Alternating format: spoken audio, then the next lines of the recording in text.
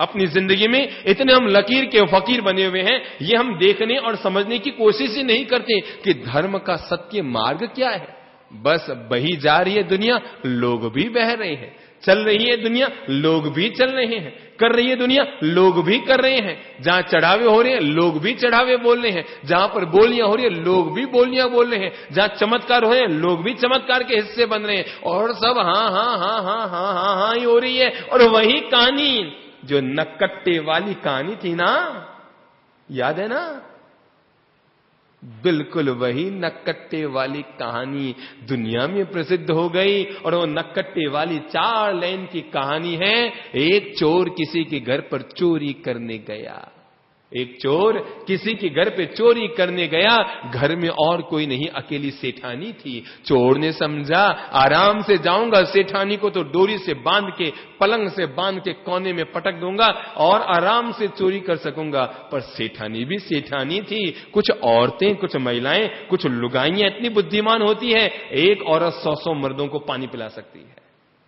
और वो भी ऐसी थी, उसे पता लग गया कि चोर आ रहा है और वो दीवार में सेंध लगा रहा है। सेंध लगाने का मतलब समझिए ना, दीवार में छेद करके अंदर जाने की कोशिश। अब सेठानी समझ गई, अगर मैं चिल्लाई तो चोर मेरा गला दबा देगा, अगर मैं लड़ने गई तो चोर मुझसे ताकतवर निकलेगा।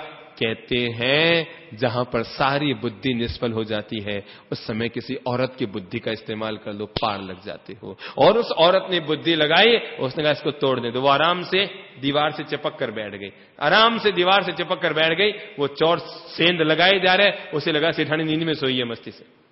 वो झट से अपने किचन में गई, जाकर के एक लंबा सा चक्कू उठा के ले आई।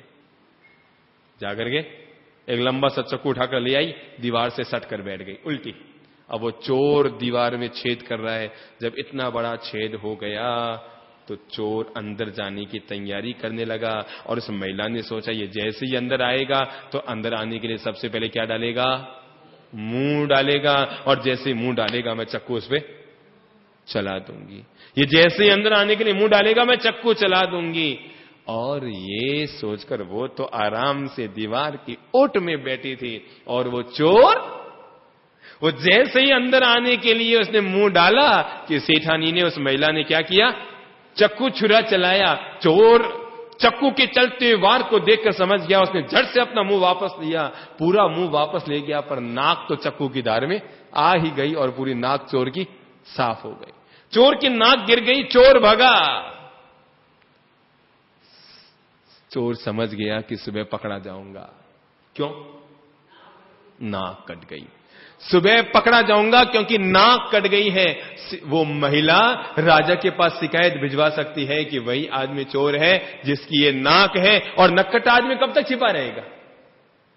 कहीं ना कहीं तो जब सारे नगर में सबके नाक है, एक आदमी के नाक नहीं होगी तो तुरंत पता लग जाएगा। वो भगा वहां से और कोई 15, 20, 25, 50 मील दूर चलता चलता 2 दिन में रास्ता तय करता करता दूसरे नगर में पहुंचा और वहां पर जाकर संत महाराज बन गया। वहां पर जाकर महाराज बन गया। कपड़े वपड़े टनाटन पहन लिए, चोटी वोटी सब कर ली, फटाफट फटाफट सब तैयार हो गए। लोग आने लगे, महाराज की पूजा करने लगे। और आकर लोग पूछे, महाराज व्हाट इज दिस, ये क्या हो गया, ये नाक के क्या हो गया आपके? भाई महाराज बन गए और कटी नाक, तो जो आए वो पूछे, महाराज ये नाक कैसे कट गई, ये नाक कैसे कट गई, नाक कैसे कट गई? तो उन्होंने कहा तुम नहीं जानते, मेरे गुरु ने मुझे एक विद्या मंत्र दिया था और ये नाक मेरे गुरु ने काटी थी। और उस मंत्र का जाप करते हुए कोई भी व्यक्ति अपने गुरु से नाक कटा लेना, उसे सीधे भगवान के दर्शन हो जाते हैं। और मैंने खुद ने भगवान के दर्शन किए। जमात है भारत में, बेवकूफों की जमात है, इकट्ठी की हुई है। और वो धर्म के नाम पर लकीर के फकीर बनने वाले लोगों की जमात है।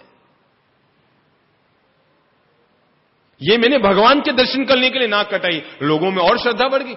अरे ये आदमी वो है जो भगवान का मुंह देखने के लिए नाक तक कटा सकता है।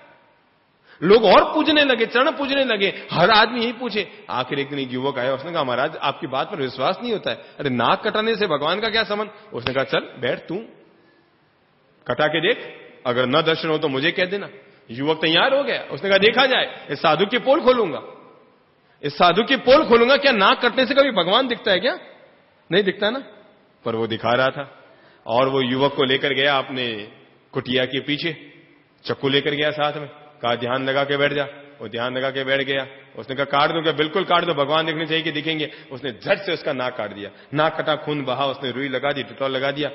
उसने कहा भगवान, उसने एक चांटा मारा उसके, भगवान, अरे नाक कटने से कोई भगवान दिखता है क्या? फकीर ने उसे एक चांटा मारा उस संत ने कि नाक कटने से कोई भगवान दिखता है क्या? उसने कहा महाराज फिर नाक, याद रखना तुम भी बाहर जा, लोगों को बोल जैसे मैं बोल रहा हूं कि नाक कटने से भगवान मिला, नहीं तो सारे गांव में सारा तुम बेवकूफ माना जाएगा, सारे गांव में तू बेवकूफ माना जाएगा। इसलिए जा और लोगों को कहना शुरू कर दे कि नाक कटने से भगवान मिल गई। अब वो क्या करे? अगर कहीं भगवान नहीं मिले तो लोग क्या कहेंगे उसको? बेवकूफ, गधा कहेंगे। वो कहीं का गया, वहां पर जाकर नाक कटा के आ गया, और वो आया और हजारों लोगों के बीच ने कहा अरे वाह, सच में जैसे नाक कटे मुझे भगवान दिख गए। दो युवक और तैयार हो गए, महाराज हमको भी भगवान देखने, और वो उनको भी पीछे ले गया। नाक कटने का भगवान का, अरे भगवान चुप, नाक कटने से भगवान दिखते तू नहीं जानता था? और बाहर जाके बोल, अगर तुझे नहीं दिखे ना तो लोग कहेंगे तू पापी रहा इसलिए तुम्हें नहीं दिखा। संत और कह देता जो पापी होगा उसे नहीं दिखेगा, पुण्यात्मा को दिखेगा। और देखते देखते 150 युवक आते गए, नाक साफ कराते गए। अब तो महिलाएं भी आनी शुरू हो गई, भगवान दिख रहा है, भगवान मिल रहा है, भगवान मिल रहा है। लोग भगवान मिलने के लिए उपदान करें, करो, नाक कटाने तैयार हो गए वहां। और देखते देखते देखते देखते देखते देखते शहर में 1000-2000 लोग हो गए नकट्टे। जहां देखो हर 5 में एक नकट्टा, जहां देखो हर 5 में एक नकट्टा, महिलाएं और पुरुष और युवक। अब तो देखते देखते सारा नगर ही नकट्टों से भर गया। खबर राजा तक पहुंची कि एक बड़ा प्रभावी चमत्कारी बड़ा महात्मा आया है, गांव के बाहर जमात लगा के बैठा है, कुटिया आश्रम खुल चुका है, बहुत बड़ी भीड़ इकट्ठी हो रही है, लोग जा रहे हैं, नाक कटा रहे हैं, भगवान दिख रहे हैं। राजा ने 150 को पकड़ के बुलाया, पूछा भाई भगवान दिखे? उन्होंने हाँ देखे। और एक से पूछा तूने देखे? हाँ भगवान देखे। क्या कैसे के? जैसे नाक कटी भगवान दिखे। अच्छा, सब बेटे हाँ भर रहे हैं, जो नटे उसकी कटे, जो नटे उसकी दुनिया में कटे। तो सभी कह रहे हाँ हाँ, कोई कहते मैंने वो देखा, कोई कहते अरे बड़े जोरदार दर्शन हुए। अब तो राजा के भी मन में आ गया यार मैं भी कटा लूं। तो राजा के भी मन में आ गया यार मैं भी चांस देख लूं, कहीं ऐसा ना हो कि मैं रह ही जाऊं। सारे नगर में जब नकट्टे हो गए तो मेरा क्या बिगड़ता है? जब सारा नगर ही नकट्टों की जमात से भर चुका है तो मैं अगर कटा भी लूंगा तो क्या फर्क पड़ता है? वो भी पहुंचा मंत्री को साथ लेकर। मंत्री की बात गले नहीं उतर रही थी कि यार नाक काटने से भगवान मिले, ये बात दुनिया के किसी शास्त्र में नहीं है। पर पूरा गांव ही कटा चुका था, और विरोध करे तो गांव वाले जूते और मारे उसको, जब सारा गांव ही नकट्टों का हो गया था।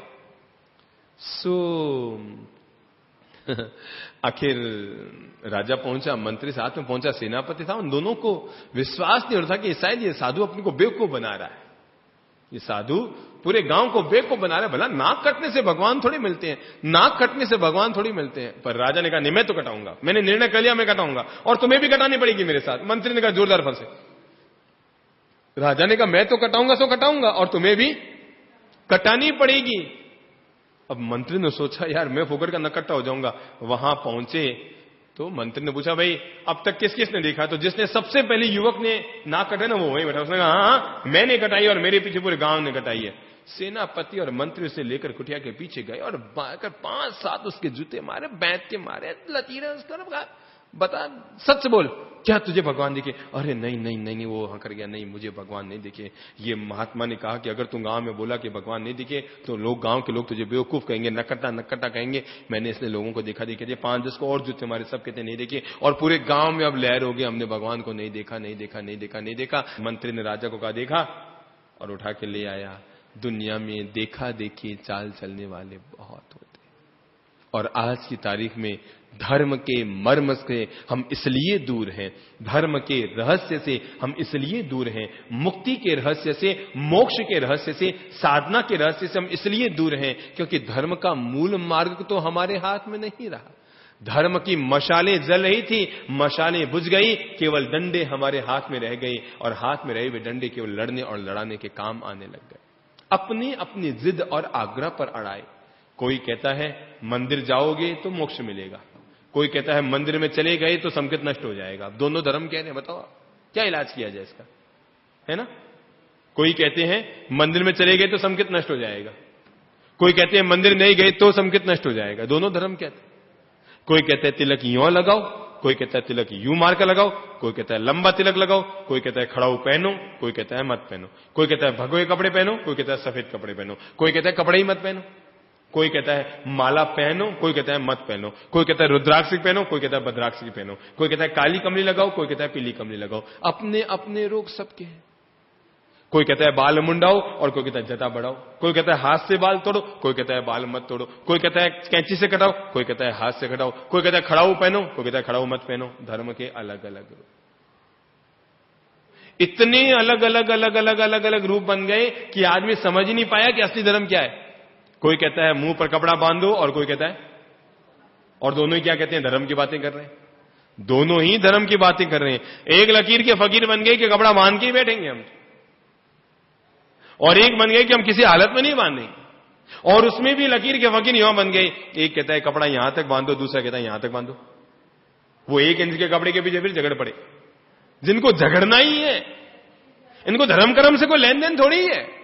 जो कहते हैं ये करो और ये मत करो, ऐसा करो वैसा मत करो, इधर जाओ उधर मत जाओ। कोई कहता है मंदिर जाओ तो पुण्य, और कोई कहता है मुपत्ति बांधो तो पुण्य, कोई कहता है मंदिर जाओ तो पाप, और कोई कहता है मुपत्ति बांधो तो पाप। ये हकीकत में धर्म के मर्म को समझ नहीं पाए। मंदिर और मुपत्ति के झगड़े में समाज को टुकड़े टुकड़े हमने कर दिए। धर्म का मार्ग किसके हाथ लगा? सम्यक्त्व का मार्ग किसके हाथ लगा? सम्यक दर्शन और ज्ञान और चरित्र का मार्ग किसके हाथ लगा? सब अपने अपने कदाग्रह, सब अपने अपने रूढ़िवादिता, सब अपने अपनी पूंछ को पकड़ के चल रहे हैं और बस उसी को धर्म मान रहे हैं। पूंछ को छोड़ने को तैयार नहीं। गधे के लाख खाते रहेंगे पर पूंछ छोड़ने को तैयार ना होंगे। अब बताओ, कितनी छोटी छोटी बातों पर हम लोग अलग हो गए, कितनी, और सबका अपना अपना आग्रह है, नहीं बस इतना ही, ऐसे ही लेंगे हम, ऐसे ही करेंगे हम, इसके अलावा हिलेंगे डुलेंगे भी नहीं। अब बताओ, अगर कोई तेरापंथी है, अगर वो छोटी मुंहपत्ती बांध लेगा तो क्या फर्क पड़ जाएगा? नरक में चला जाएगा। अगर कोई थानकवासी है, 1 इंच लंबी मुंहपत्ती बांध लेगा तो नरक में चला जाएगा। पर बस अपने अपनी रूढ़िवादिता, मैं इतने इतने तक, तू इतने इतने तक। और मंदिर वाले भी कौन से कम है झगड़ने में?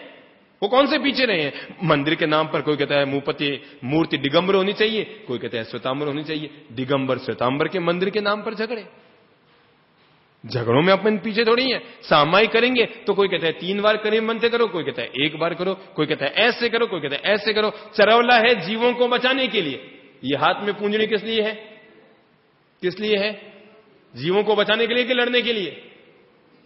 जीवों को बचाने के लिए, पर इसके लिए भी लोग लड़ पड़े। कोई कहता है इसमें गांठ लगाओ और कोई कहता है मत लगाओ। झगड़े करने की हद। इन लोगों को झगड़ना ही झगड़ना है केवल। तो धर्म का जो मर्म था ना, जो रहस्य था, वो तो हमारे हाथ रहा नहीं। केवल रूढ़िवादिता की व्यवस्थाएं हमारे हाथ चलती जा रही है।